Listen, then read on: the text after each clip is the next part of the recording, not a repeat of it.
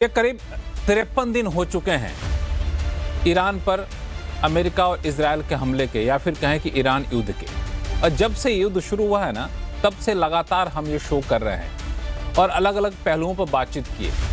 कुछ दिनों के बाद मेरे पास कई सारे फ़ोन कॉल्स आने लगे और बात ये होने लगी कि ऐसा क्यों है कि भारत में परसेप्शन बन रहा है कि अमेरिका जो कर रहा है वो गलत है, ईरान सही है और अमेरिका के खिलाफ हम लोग हैं और ईरान के समर्थन में हैं। और ये सिर्फ भारत के लोग नहीं कह रहे थे, कई लोग अमेरिकी लोगों को भी फ़ोन आए, उन्होंने बातचीत में कहा ऐसा लगता है कि भारत में एक तबका है जो अमेरिका के खिलाफ है, ट्रंप को विलेन मानता है और ईरान के समर्थन में है।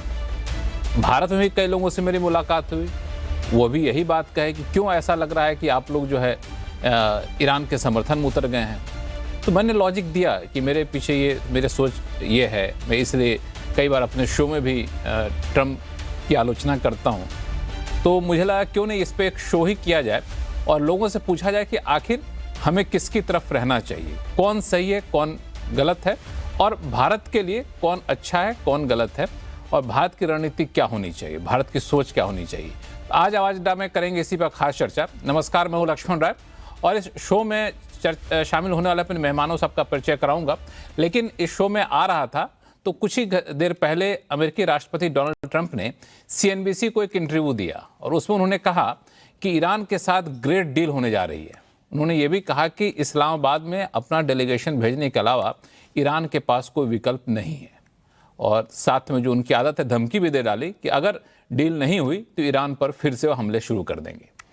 अब सवाल है कि इनकी बातों को कैसे देखा जाए और फिर से हमला शुरू करने की अब जहमत उठाएंगे क्या, चूँकि बहुत आलोचना उनकी हो रही है।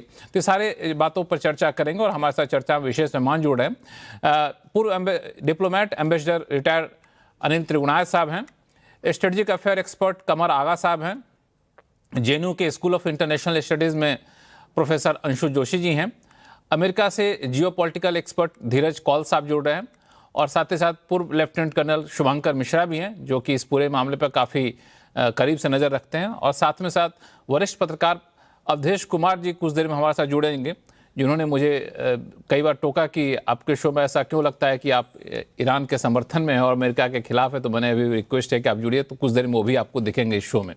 तो जो लोग जुड़ गए हैं उनका बहुत बहुत स्वागत है। अमेरिका वर्सेस ईरान पे हम लोग जाएं उससे पहले एक जो ताज़ा बयान आया है अमेरिकी राष्ट्रपति ट्रंप का, उस पर छोटी सी चर्चा कर लेते हैं। और ट्रंप ने कहा है कि ईरान के पास कोई चारा नहीं है अपना डेलीगेशन भेजने के अलावा, और हम सीज फायर अब आगे एक्सटेंड करने के मूड में है नहीं। और ये सारी बातें ऐसे समय में उन्होंने कहा है जब सीज फायर के बाद अब दूसरे दौर की बातचीत इस्लामाबाद में होनी है और अमेरिकी डेलीगेशन वहाँ से पहुँचने वाले हैं, लेकिन ईरानी डेलीगेशन का अता पता है नहीं।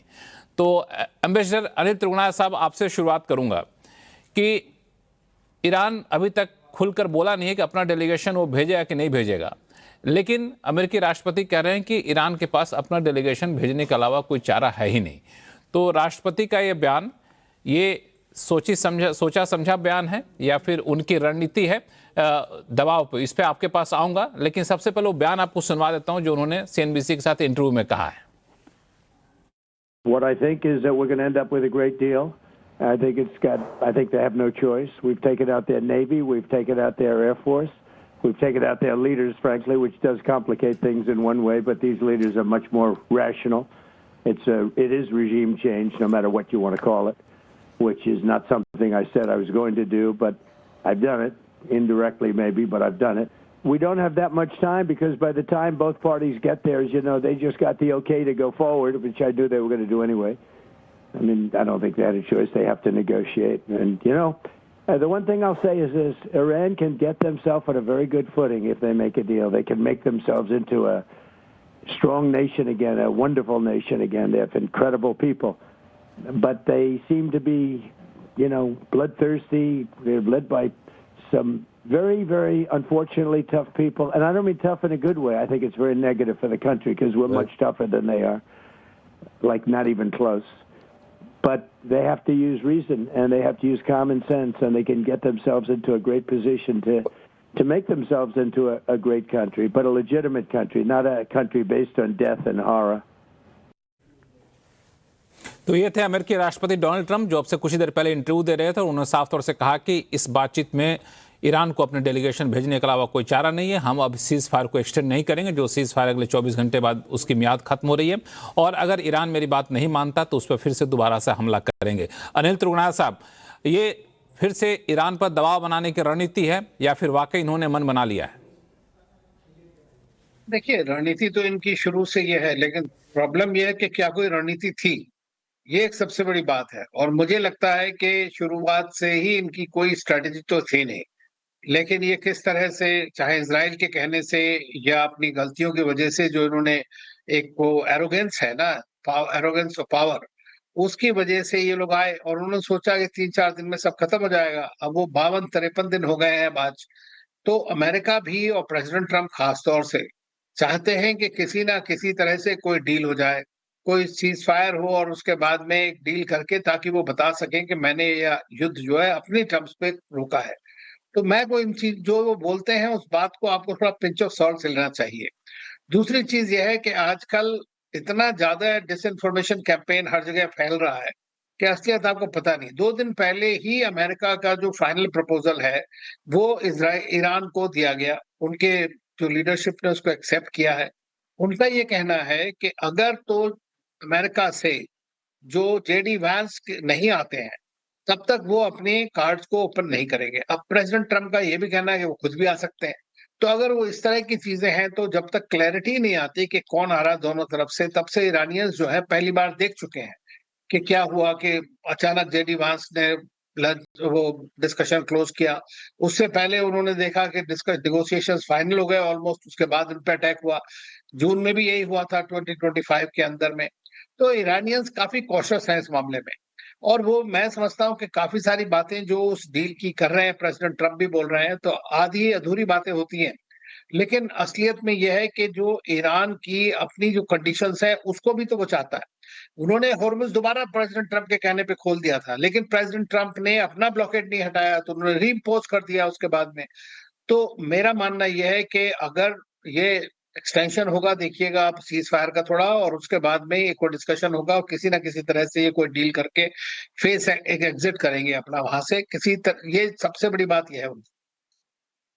धीरज कौल साहब, क्या ये एग्जिट करने की रणनीति है या फिर आपको लगता है किसी भी सूरत में अगर मान लिया डील नहीं हो पाती है, ईरान सहमत नहीं होता है, तो क्या अमेरिकी राष्ट्रपति ट्रंप दोबारा से वॉर शुरू करने की स्थिति में है? ये जहमत करेंगे, उठाएंगे वो?